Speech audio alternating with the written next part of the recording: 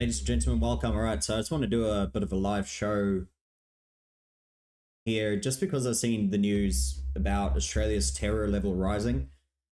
And to me, it's absolutely baffling that our terror level is going up. And I almost think that it's kind of a bit of smoke and mirrors, to be honest with you.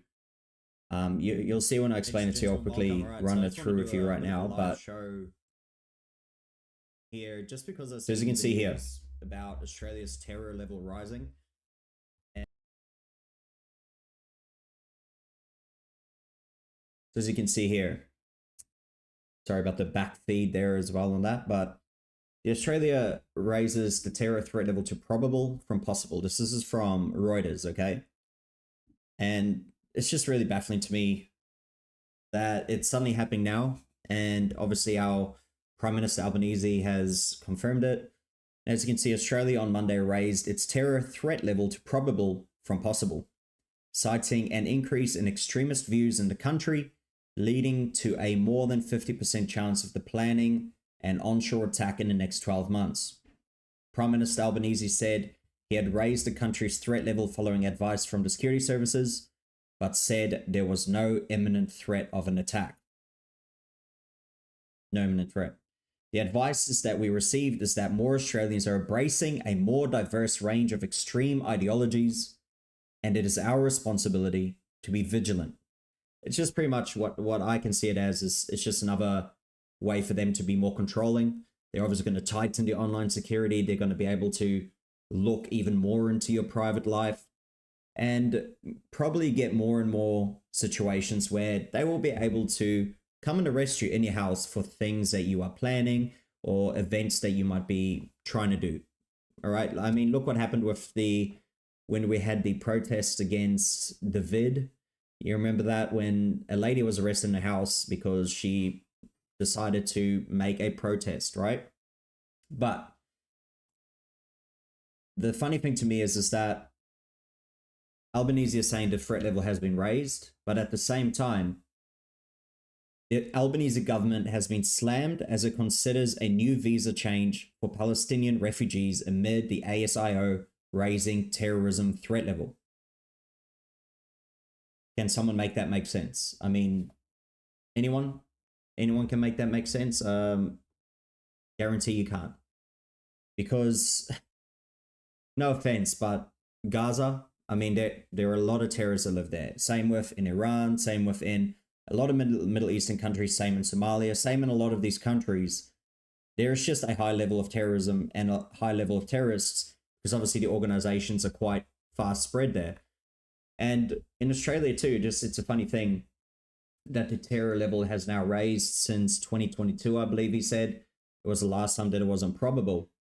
Is we allowed 2 years now of the highest migration in the history of Australia. I'll quickly pull up the figures for you. 2023 Australian migration levels. Let's have a quick look.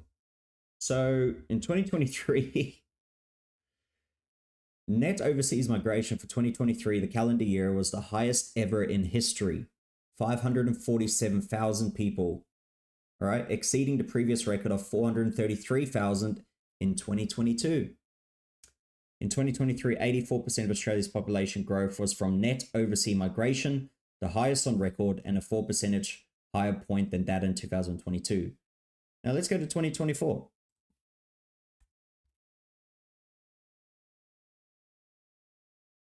Obviously, they don't want to obviously show the numbers on it. Funny that, okay. Have a look.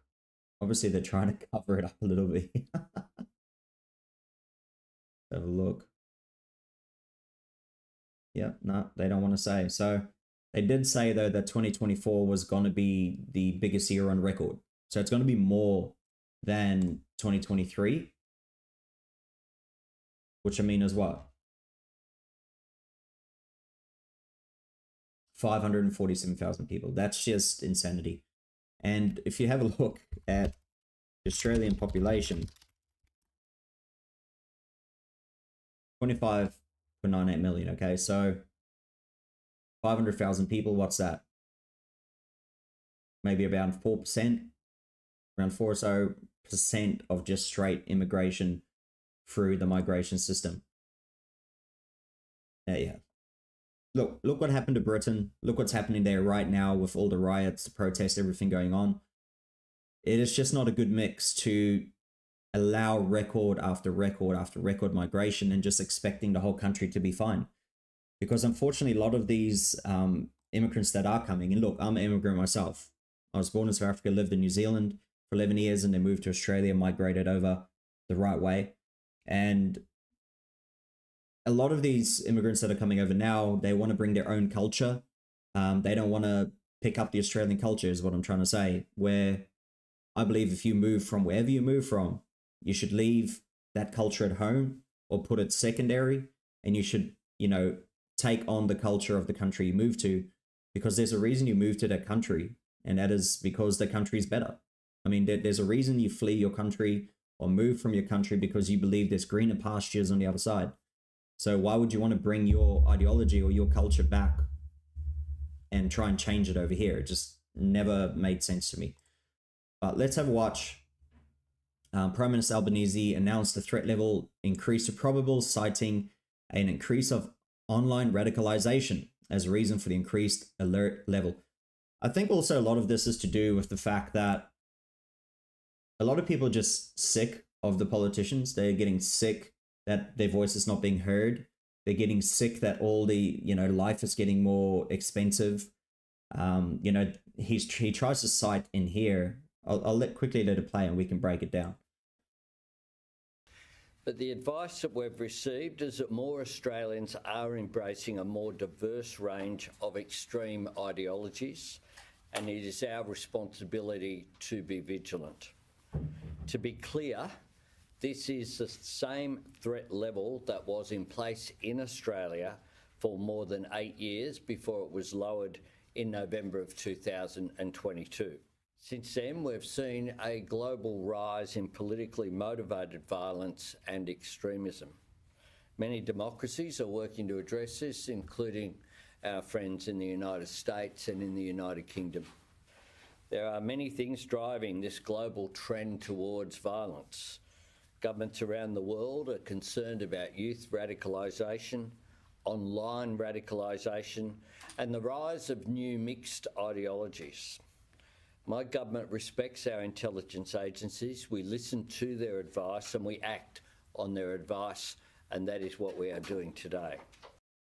Now, easy way to break it down.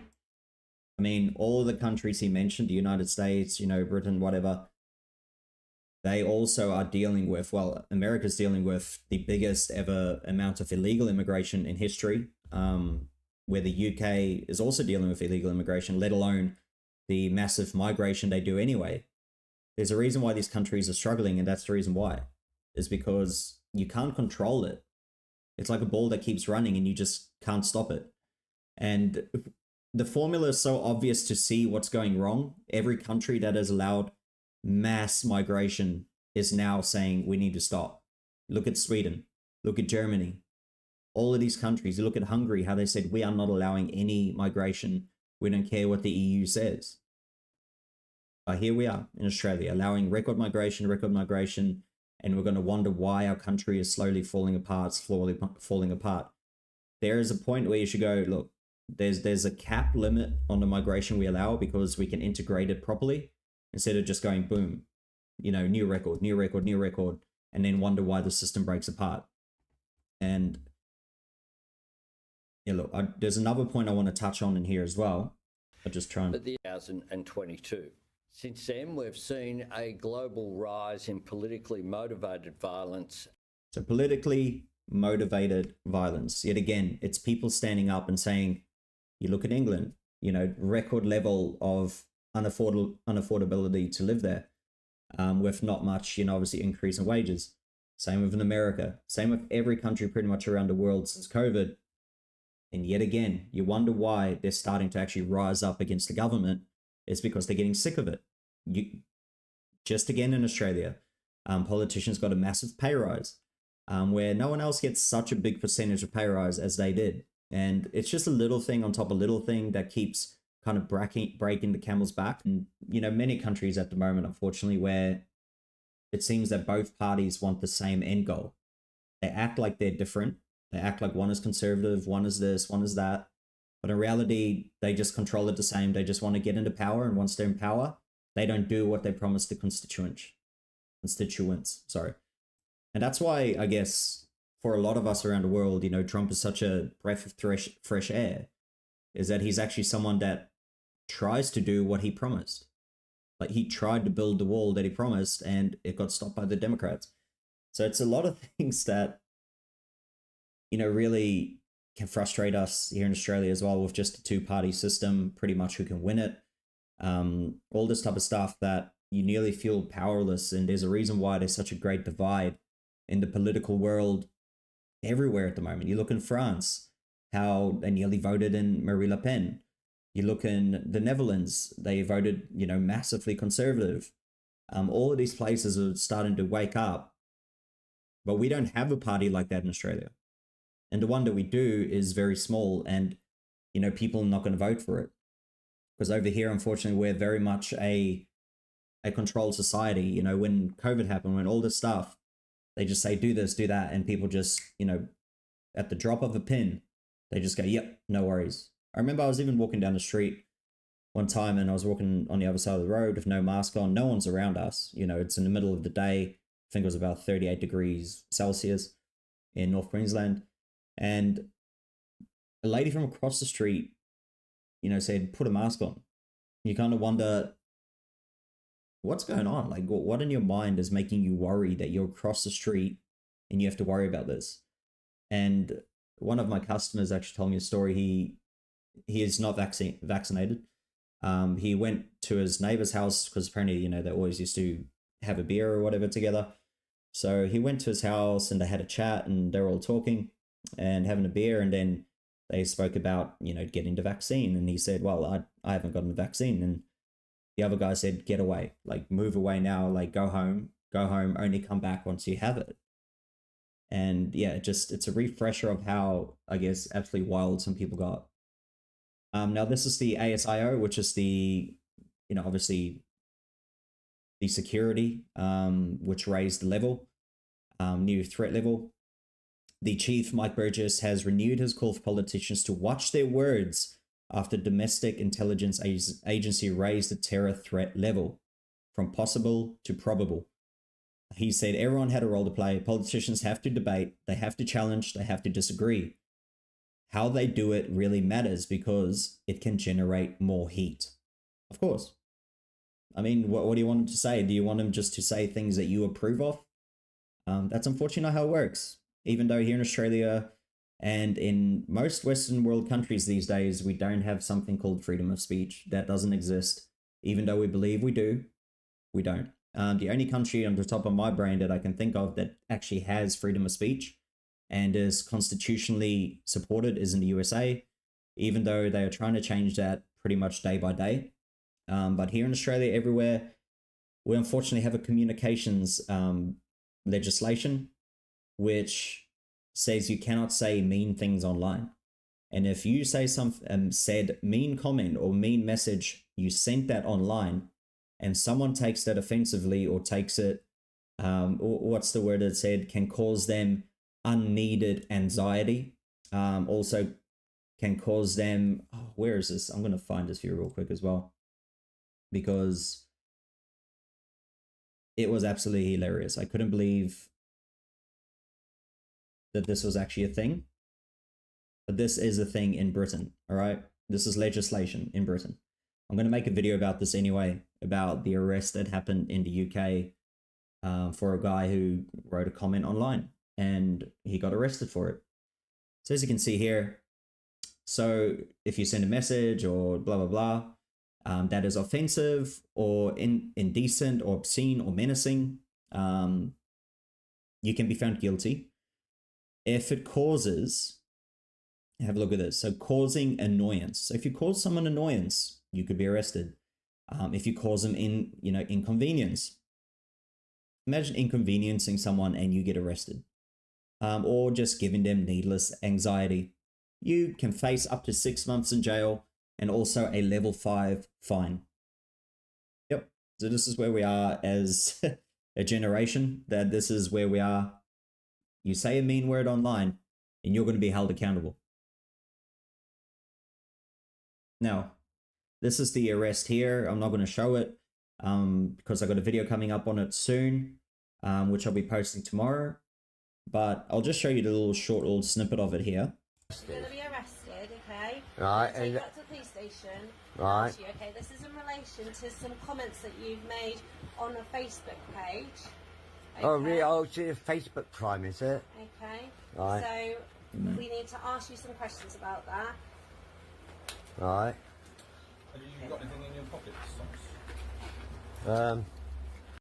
So it's the Communications Legislation 127, if anyone wants to check it up. We have we have a hate law here in Australia. We have a hate law in New Zealand. Scotland now has the same laws, all this type of stuff. So if someone takes offense to what you got to say, just be prepared that you might face jail time. That's literally what it is in this day and age. And look, it's just going to get worse, you know, with the threat level increasing.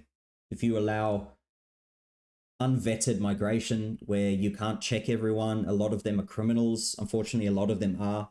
Same things happened in the UK where there's actually been ISIS members being found in the UK and they were allowed to migrate there. More and more you keep finding the stuff out. The security only happens later on and they're doing crime sprees over there at the moment. Same thing's going to happen here in Australia. It already is. And we wonder what's causing it. To me, that's what's causing it. It's one of the biggest problems we have. And also just in the fact that you can't afford a house, you can't live anymore on normal wage, especially not a single wage. Those days are gone. Just working a normal job, being able to buy a house for you and your family, being able to support your family is now, it's just a pipe dream. It's never going to happen anymore. So it's more reliant than ever on, you know, receiving a big, I guess being, what's the word I'm looking for? Getting a big inheritance or something like that to help you out. And not everyone's in that boat. You know, not everyone can get a big inheritance and get a kind of a kickstart in your life. So that's also why people are more and more angry at the government, because they are not helping the everyday person anymore. You know, they're raising the pay rises for all the politicians, etc., like we said before. But another way I believe that they can fix it is, instead of having to slap a band-aid on needing to kind of cover a lot of jobs and continue the growth of the economy, instead of doing mass immigration, how about you promote having a family? How about if you say, if you have 4 or more kids, we will give you tax breaks. You know, you will not pay tax over a certain amount. You know, we cap you. You only pay this amount of tax, or you only have to pay half tax, or whatever it might be, to promote people having kids. And that's a way for you to actually increase the birth rate. That's a way for you to increase your own culture. And that's a way for you to keep Australians Australian. But that's not how the government think. They think of a quick fix, and then you end up like Great Britain. You end up like England, where there's now mass protests going on, and, you know, a bigger racial divide than ever. And obviously the key factor behind all of that, as we all know, is the media. The media is the key factor behind all of it. And that's one thing that really frustrates me, is that we just allow the media to get between us and we all fall for it. And it's quite sad just to see how quickly people will turn on each other. Even though you might have been friends a month or 2 ago, now suddenly, just because you've seen a few clips online, now suddenly you think that everyone's racist against each other.